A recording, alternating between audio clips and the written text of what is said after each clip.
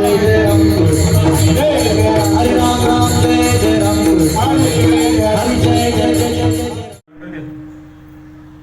तुकोबाराय अत्यंत व्यवहारनिष्ठ व्यक्तिमत्व आहे. संतांमध्ये तुकोबारायांसारखं व्यवहारनिष्ठ संत दुसरे कोणते नाही. वेळ आल्यानंतर तुकोबाराय भक्ती बंद करतात पण प्रपंच बंद नाही केला. तुकोबारायांनी भक्ती बंद केली पण प्रपंच बंद नाही केला. कारण तुकोबारायांच्या 12व्या वर्षी जगद्गुरु तुकोबारायांनी वडिलांचा व्यवसाय हाती घेतला. व्यवसाय तुकोबारायांच्या परिवारात एकच, तो म्हणजे महाजनकीचा. तुकोबारायांनी नवीन व्यवसाय निर्माण केला, तो सावकारकीचा. तुकोबारायांनी नवीन व्यवसाय सुरू केला, तो आदर्श दुग्ध व्यवसायिक म्हणून. हे तुकोबारायांनी स्वतः व्यवसाय निर्माण केला. आता इथं 2 पिढ्या बसल्या, एक वडील आणि एक मुलगा. तर एकच विचार करा, ज्या बापाने 5 लाख रुपये व्यवसाय करता दिले, त्या मुलाने त्याचे 50,000 रुपये सुद्धा ठेवले नाही. कोणता बाप आहे त्याने हात वर करावं, तो मुलाला परत 1 लाख रुपये देईल. या करता व्यवसाय चांगला करायचा असतो की 5 लाख दिल्यानंतर पुन्हा जर मागितले तर बापाने आनंदाने 10 लाख दिले पाहिजे, म्हणलं पाहिजे हे लायकीच आहे. मग तुकोबारायांकडे पहा ना, वडिलांचे व्यवसाय आणि ते व्यवसाय अत्यंत स्पष्टपणे कठोरपणे तुकोबारायांनी पाळले. कठोर शब्द या करताय, सावकारकीमध्ये पाया पडून जमत नाही. मेले डोबून गेले, हात पाय पडले, त्यांचेच हात पाय ओढून नेले पण पैसे परत नाही मिळाले. तुकोबाराय कठोरपणे वसुली करतात. कुठपर्यंत? जोपर्यंत भगवंताच्या भक्तीमध्ये जात नाही तोपर्यंत तुकोबाराय दुर्बुद्धी. व्यवसायामध्ये एखाद्याच्या घरून टीव्ही ओढून न्याला म्हणजे ती दुर्बुद्धी. तुकोबाराय स्वतः करतात. देहूमध्ये तुकोबारायांनी केलंय आणि केल्यानंतर अब्ज रुपयाची संपत्ती तुकोबारायांकडे आहे. अब्ज रुपयाची संपत्ती. पण परिवारामध्ये काही गोष्टी अशा घडतात, ज्यांनी व्यवसाय शिकवला ते वडील व्यवसायाच्या वृद्धी करत असताना गेले, पाठीचा आधार गेला. ज्या आईने माया शिकवली ती आई निवर्तली. परिणाम विश्वपटलावर माया काय म्हणतात हे संपलं बा. ज्या दिवशी घरातून आई जाते ना, समजावं आपल्या जीवनातली माया संपली. मावशीने कितीही डोक्यावरून हात फिरू द्या, पण आईचा मायेचा आधार तो आईच्याच मायेचा आधार असतो, पुन्हा नाही बा. या विश्वात सगळं काही मिळेल पण आईच्या स्तनाचं दूध हे आईच देऊ शकते. म्हणून आई से बडकर इसमें कोई भी नाही.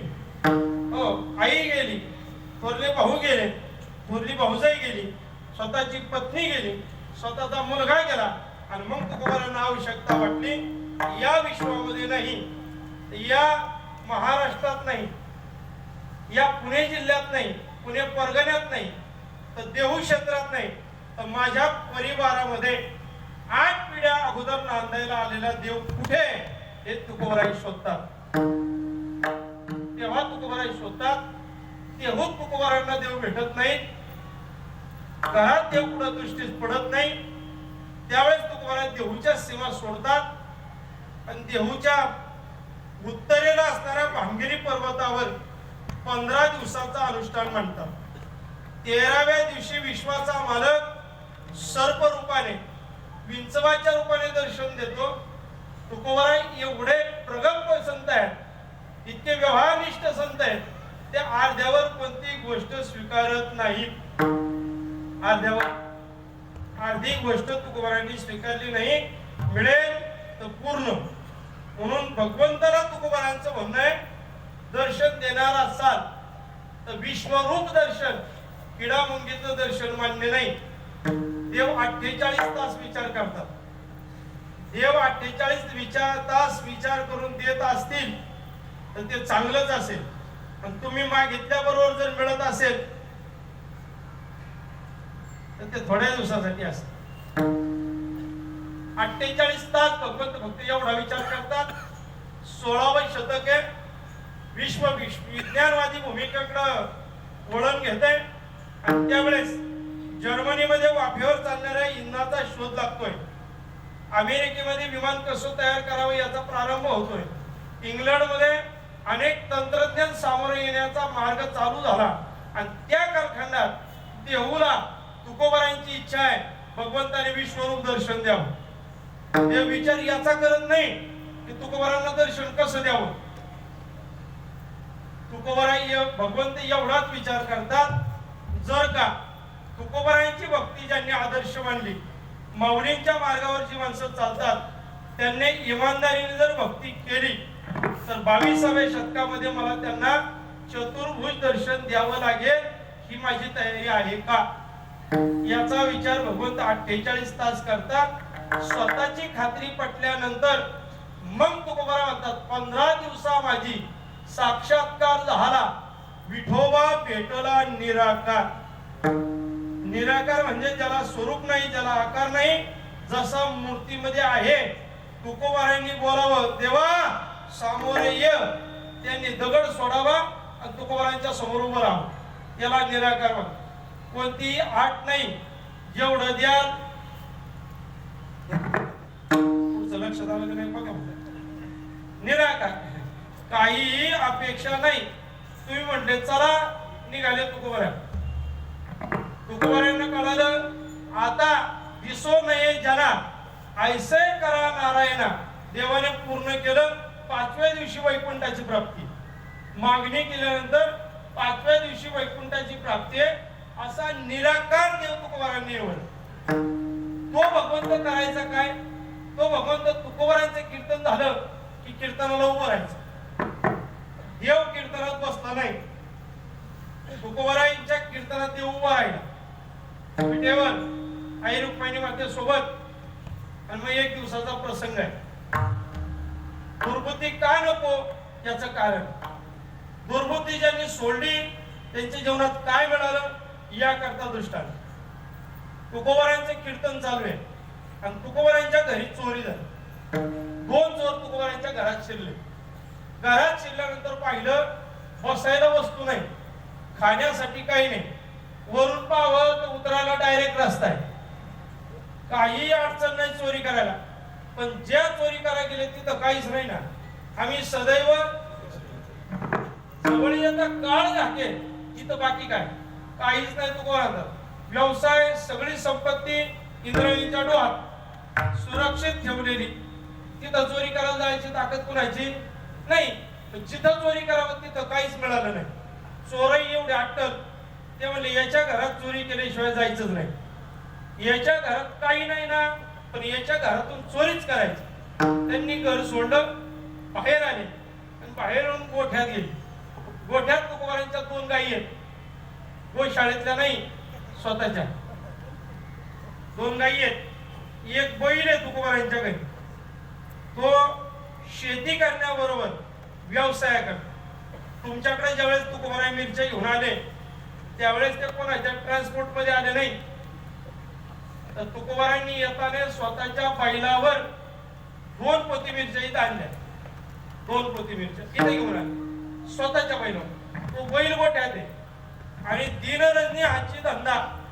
दिवसभर रात्रभर भजन करणारा नवरा ज्या पत्नीने सांभाळला, त्या पत्नीने ज्या म्हशीवर राज्य केलं, ज्या म्हशीवर प्रपंच चालवला, ती म्हैस गोठ्यात बांधलेली. आणि मग चोराने ठरवलं याच्या घरात चोरण्यासारखं काही जरी नसेल तर याच्या घरापेक्षा याचा गोठा श्रीमंत आहे. गोठ्यात चोरी केली. निघाले चोर, बाहेर पडले. दक्षिण बाजूला 1.5 किलोमीटरवर गेले. आताचं गोडकेवाडी नावाचं गाव आहे. बिजल आला तुम्हाला भेटा, मी सगळी ठिकाणं दाखवतो तुम्हाला विदाऊट चार्ज. गड किल्ल्यावर गेलो तरी चार्ज आहे, देऊळ आल्या विदाऊट चार्ज. आणि मग 1.5 किलोमीटर गेल्यानंतर व्यक्ती हातात उभा आहे, हातात काठी आहे, बलदांड शरीर आहे, अंगावर झाकण्यासाठी काही नाही. पण म्हैस घेऊन जाणाऱ्या चोरांना 2-2 फटके मारले. त्यांना सांगितलं, ऐ म्हैस माझ्या मालकाची आहे, कुठे घेऊन चाललो? ते म्हणले कालच व्यवहार झाला होता म्हणून घेऊन चाललो. व्यवहार झाल्यानंतर दिवसा घेऊन जातात, रात्रीचं नाही. आणि रात्रीचा टेम्पोत नेतात तो व्यवहार नसतो बा.